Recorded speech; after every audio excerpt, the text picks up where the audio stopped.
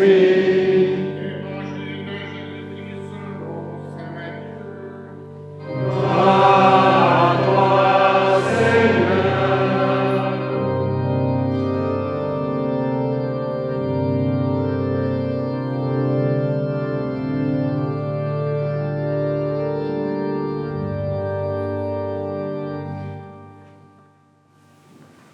En ce temps-là, Jésus disait à ses disciples, quand le Fils de l'homme viendra dans sa gloire, et tous les anges avec lui, alors il siégera sur son trône de gloire. Toutes les nations seront rassemblées devant lui. Il séparera les hommes les uns des autres, comme le berger sépare les brebis des boucs. Il placera les brebis à sa droite et les boucs à sa gauche. Alors, le roi dira à ceux qui seront à sa droite, venez, les bénis de mon Père, recevez en héritage le royaume préparé pour vous depuis la fondation du monde. Car j'avais faim, et vous m'avez donné à manger. J'avais soif, et vous m'avez donné à boire. J'étais un étranger, et vous m'avez accueilli. J'étais nu, et vous m'avez habillé. J'étais malade, et vous m'avez visité. J'étais en prison, et vous êtes venus jusqu'à moi. Alors, les justes lui répondront, Seigneur, quand est-ce que nous t'avons vu?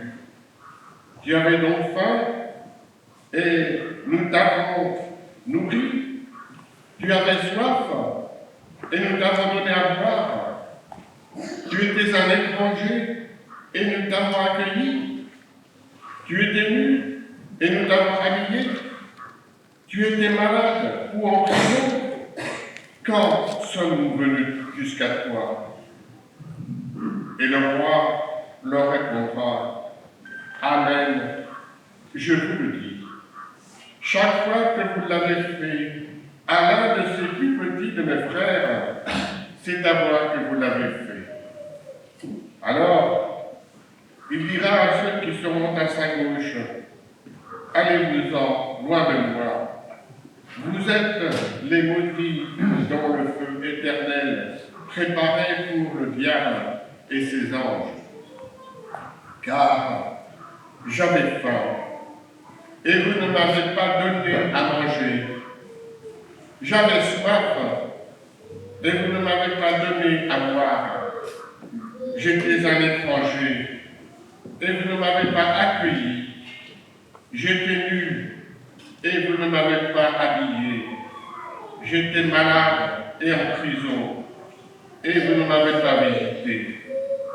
Alors, ils répondront eux aussi, Seigneur, quand t'avons-nous vu avoir faim, avoir soif, être nu, étranger, malade ou en prison, sans nous mettre à ton service?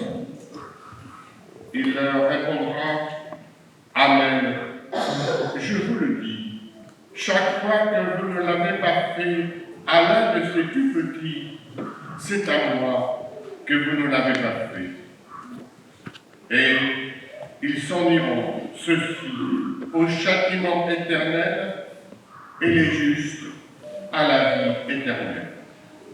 Acclamons la parole de Dieu.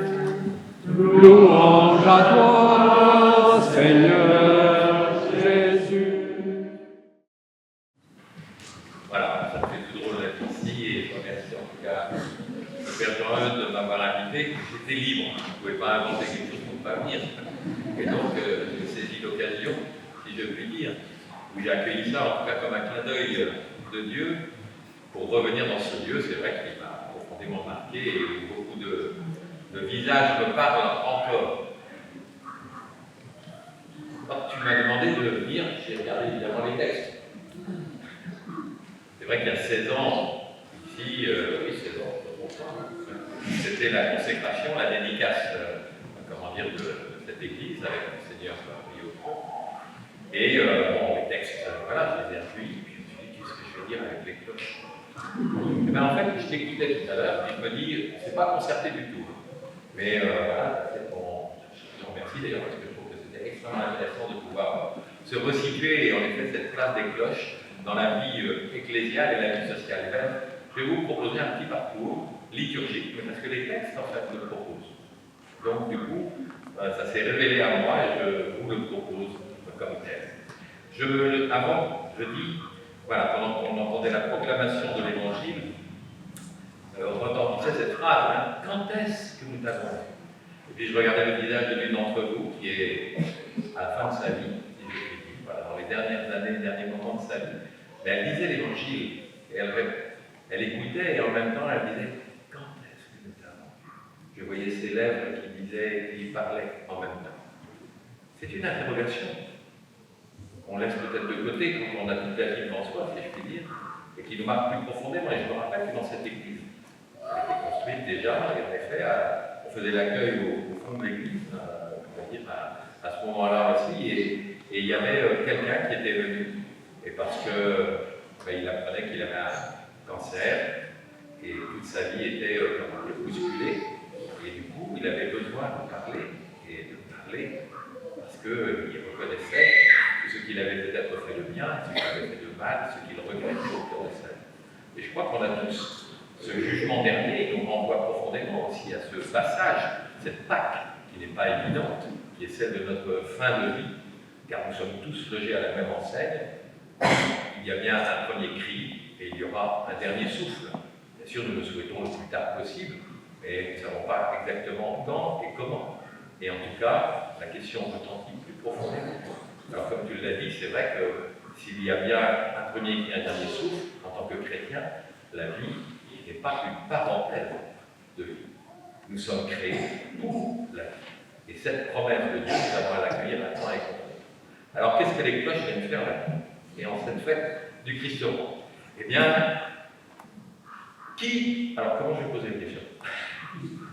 Qui a déjà participé à une célébration pascale dans la nuit du samedi au dimanche? Plus que ça. Oh, alors je vous encourage à pouvoir le lire. Voilà. Parce que c'est la mère des célébrations. Et je vous rappelle qu'on entre dans cette célébration en pleine nuit, que les cloches, justement, se sont tues depuis le jeudi soir. Après la dernière scène, après la célébration de la dernière scène, on éteint les cloches. Il n'y a plus de sacrements qui peuvent être célébrés. Le samedi saint est le temps du tombeau. Et nous nous entrons au terme de ce samedi dans cette célébration pascale, dans la nuit, avec cette liturgie de la lumière, mais sans cloche. Quand est-ce que les cloches retentissent? Dimanche. Non. Dans la nuit. Dans la célébration. J'entends pas bien. Gloire à Dieu. Nous avons pris le temps, 7 lectures pour passer de la Genèse à l'annonce de la résurrection du Christ. Et à l'annonce de la résurrection du Christ, on entend un temps de silence, et puis on entend les cloches sonner, et qui nous invitent à pouvoir chanter le gloire à Dieu. Voilà, les cloches sont là, et bien je vous invite à partir de là. Mais, parce que les lectures nous proposent, qu'est-ce qu'on a entendu dans la deuxième lecture? Frère, le Christ est ressuscité d'entre les morts, lui, premier ressuscité parmi ceux qui se sont endormis. Nous nous ouvrons à ce que Dieu seul peut nous ouvrir, un horizon qui n'est pas le nôtre, qui est celui que Dieu nous ouvre, et le salut qu'il vient nous proposer. Et nous entourons qui dans cette célébration? Qui est-ce qui est au cœur de cette célébration pascale du samedi saint? Dites-le bien fort. Les catéchumènes. Le propre d'un catéchumène, c'est quoi? Et nous en faisons l'expérience comme prêtre, je pense que personne ne me dédiera là-dessus. C'est que nous faisons l'expérience qu'un catéchumène, ce n'est pas nous qui sommes allés le chercher. C'est Dieu, le bon berger, qui prend soin de ses brebis, qui est allé chercher telle ou telle personne dans l'histoire de sa vie et qui vient frapper à la porte de l'Église à un moment. Et nous les accueillons au nom de ce Dieu qui nous les confie et qui nous demande de les accompagner. Et ils vont vivre quoi? Ils ont fait l'expérience de ce bon berger qui est venu les prendre, et ils le découvrent. Et nous les avons accompagnés pendant 2 ans pour découvrir en effet qui est ce Dieu qui prend soin de nous. Et au cœur de cette célébration, ils vont être baptisés. Qu'est-ce que nous avons entendu dans le psaume? Le Seigneur est mon berger, je ne manque de rien. Sur des prés d'herbes fraîches. Quels sont ces prés d'herbes fraîches? Les prés d'herbes fraîches de la parole de Dieu. Là où, en effet, nous avons pris le temps, pendant tout le temps du catéchuménat, de pouvoir accueillir ce Dieu qui a quelque chose à nous dire et qui, par sa parole, nous renvoie à tous les actes par lesquels il nous fait à son image et nous invite à pouvoir lui répondre. Il me mène vers les eaux tranquilles et me fait revivre les eaux du baptême. Oui, je plonge en ce monde, dans la vie, la mort et la résurrection du Christ. Mais je sais qu'en effet, ces eaux tranquilles, c'est que le Seigneur me dit, je l'ai créé pour la vie. Tu as du prix à mes yeux. Tu comptes beaucoup pour moi. Et moi, je t'aime. Et cela, c'est ceux qui font notre existence. Il me conduit par le juste chemin en l'honneur de son nom. Oui, le Seigneur nous accompagne. Il nous fait voir au cœur de notre existence comment, eh bien, comme dans toute la Bible, ce Dieu qui est venu rejoindre cette humanité pour la guider et lui redire à temps et contre-temps de quelle manière il nous aime et de quelle manière il nous guide sur ce chemin de vie. Quelle route je dois prendre, Seigneur? Nous sommes si souvent tentés par telle ou telle chose. Toute l'histoire de la Bible nous raconte ça. Abraham et Sarah. Ta descendance sera plus nombreuse que les étoiles dans le ciel. Il faudrait bien commencer par un. Bon, on va bricoler la réponse de Dieu. Si vous ne savez pas, vous irez voir. Voilà. Et donc, voilà. Sarah dit à Abraham, il n'y a qu'à faire un enfant avec la servante, et je ne peux pas l'élever. Dieu il punit ou il ne punit pas? Il s'occupe d'Agar et de l'enfant, et il rappelle à Abraham et Sarah, ce n'est pas le fils de la promesse. À longueur de temps, c'est comme ça. Moïse, tiraillé entre 2 cultures, du sein maternel hébreu, et puis élevé à la cour de Pharaon. Qu'est-ce qui devient ce béni de Dieu, ce sauvé des eaux? Un meurtrier. Il tue un soldat. Mais il ne voulait pas. C'est fait. Comment Dieu vient le rejoindre et lui rappelle, j'ai entendu le cri de mon peuple. C'est pas un problème. J'ai besoin de toi. Ah, c'est bien. Ça, nous avons à le réentendre tout au long de notre existence. Et cela, c'est les prés d'herbes fraîches de la parole de Dieu. Parle, Seigneur, ton serviteur écoute. Nous avons besoin de pouvoir l'accueillir, de pouvoir replonger sans cesse dans ce monde, mais au nom de ce Dieu qui vient, qui nous devance et qui nous propose son chemin de vie. Si je traverse les ravins de la mort, je ne crains aucun mal, car tu es avec moi, ton bâton me guide et me rassure. Je sais si les épreuves de cette vie peuvent être nombreuses, mais je sais, Seigneur, que tu m'ouvres. Je me rappelle quelqu'un, d'ailleurs, si vous ne l'avez pas, Robert, je te l'enverrai. Voilà, certains les connaissent, des Tissot, voilà, Jean-Pierre, arrivé à sa 61 ans, il avait, comment dire, il envisageait sa retraite, il chantait très bien, mais il avait mal à la gorge. Et puis voilà, pas mal de gorge, c'était un cancer du poumon, il est parti en 1 an et demi. Et Jean-Pierre a écrit un chemin de croix au cœur de sa maladie. Et au terme de ce chemin de croix, il a entendu un cri profondément. On ne savait pas comment l'entendre. Et vous prenez ce cri de Job. Je sais que je vis. Je sais que je vis. Pierre est décédé, et sur sa tombe, c'est en Savoie, c'est ça? En Savoie, Pierre a fait graver je sais que je vis. C'est cela la manière dont le Seigneur vient pour nous. Ce n'est pas nous qui avons dit à tenter de rassurer Pierre, t'inquiète pas, tu vas guérir. Bien sûr qu'on le désirait. Mais le salut est d'un autre. Lui, seul le Seigneur. Et Pierre l'a accueilli. Et c'est Pierre qui nous a enseigné. Je sais que je vis. Voilà de quelle manière parole de Dieu, de quelle manière le baptême vient profondément nous rejoindre. Tu prépares la table pour moi devant mes ennemis. Quelle table le Seigneur nous prépare? Voilà, célébré tout à l'heure l'Eucharistie. Non? Tu prépares la table pour moi. Là, nous accueillons le don de Dieu. Là, nous sommes invités à accueillir celui qui, non pas nous donne quelque chose, mais se donne tout entier pour que nous vivions de lui. Nous avons sans cesse à pouvoir l'accueillir. Tu répands le parfum sur ma tête, ma coupe est débordante. Nous recevons le sacrement de confirmation pour pouvoir respirer la bonne odeur du Christ et donner à respirer la bonne odeur du Christ. Et je vais y revenir. Grâce et bonheur m'accompagnent tous les jours de ma vie. J'habiterai la maison du Seigneur pour la durée de mes jours. Les cloches nous appellent au nom de cette annonce de la résurrection qui se fait dans le temps pascal. Ensuite, tous les dimanches, nous célébrons et tous les jours, et les cloches nous appellent à la prière.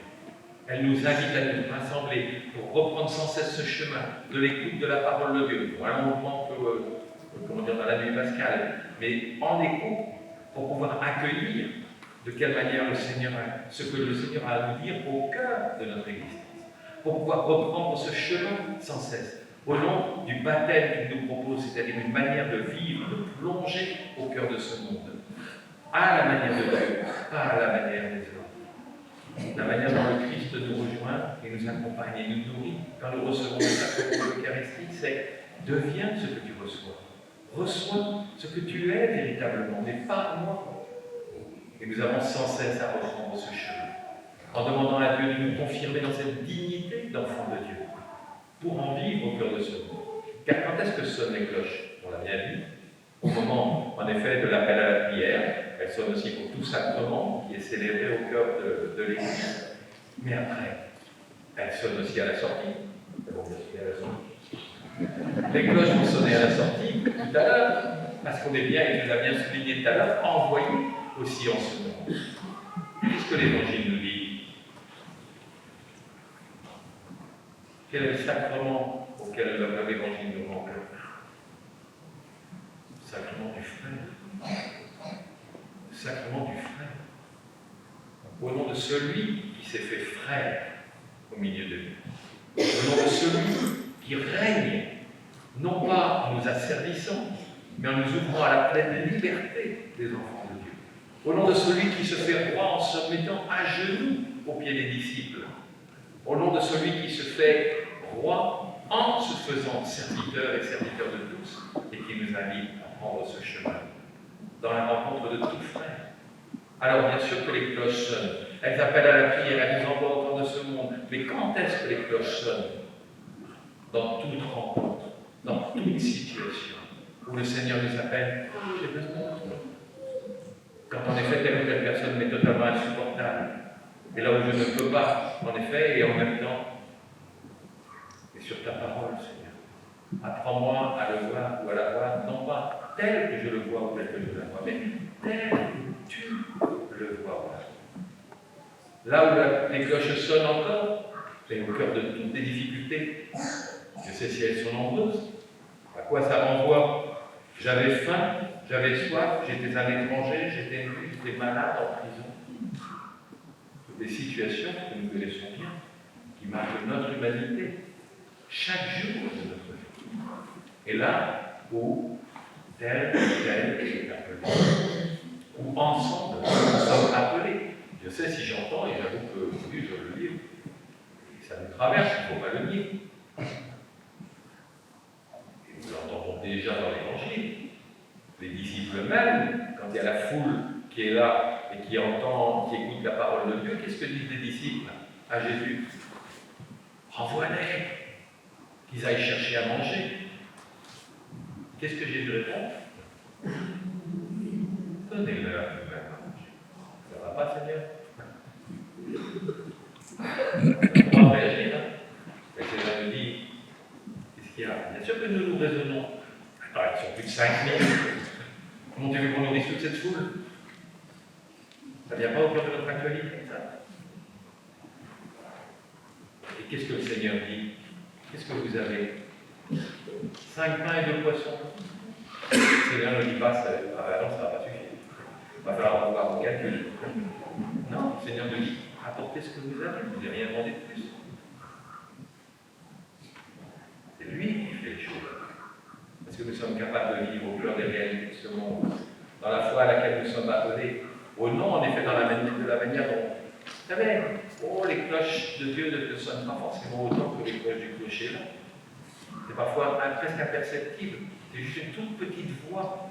On veut attendre peut-être des grandes choses comme Élie à l'Horeb, il veut rencontrer Dieu et il l'attend dans quoi? Dans l'orage, dans le fracas, dans le tumulte. Et il découvre qu'il est simplement dans la brise légère, qui passe dans la fractuosité du rocher. Comment accueillir la petite voix au cœur de cette humanité, là où nous pouvons perdre peur, perdre pied, là où nous ne savons pas comment faire, mais là où le Seigneur nous dit simplement, j'ai besoin de toi, apporte ce que tu peux, laisse-moi faire. Accueillir la manière, en effet, de vivre, non pas à la royauté de ce monde. Alors si je peux me permettre encore, comment vous représentez Moïse devant la mer Rouge, avec le peuple de Dieu derrière? Il a le bâton, vous savez le bâton? Le Seigneur lui a dit, tu prends le bâton, et puis tu frapperas la mer, et tu lui diras, mer, écarte-toi. Alors j'aime bien me représenter ça. Il y a deux manières.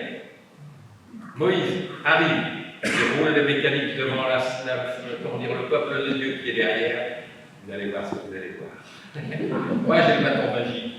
Moi j'ai la puissance de Dieu, vous allez voir. Je frappe la mer et la mer va s'écarter. Enfin, dans ce cas-là, il y a encore.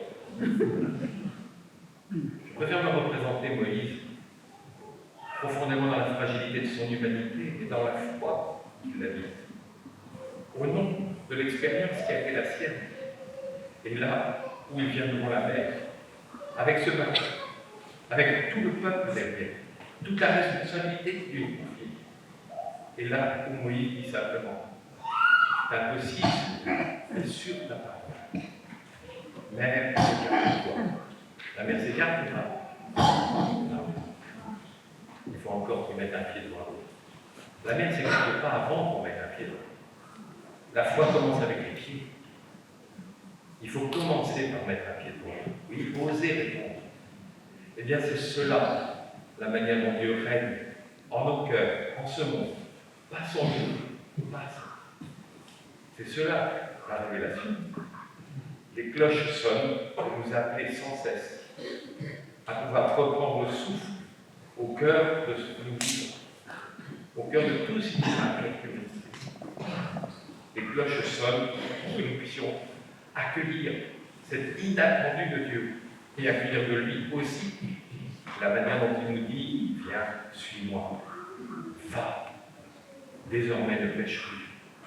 Puissions-nous l'entendre, certes, pour venir prier, célébrer, puissions-nous l'entendre aussi au cœur de notre existence personnelle, communautaire, collective, dans ce temps présent, pour pouvoir répondre en effet à l'appel de Dieu.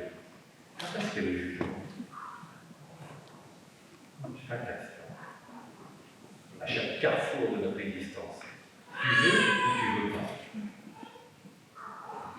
Tu agis à la manière du monde, tel que je te le propose. Voilà le jugement. Ne le cherchons pas ailleurs. Ne fantasmons pas sur ce qui se passera après. Gardons confiance en Dieu, puisqu'il nous le promet. Mais expérimentons-le dans tous les choix de notre existence, là où Dieu nous dit « J'ai besoin de toi ».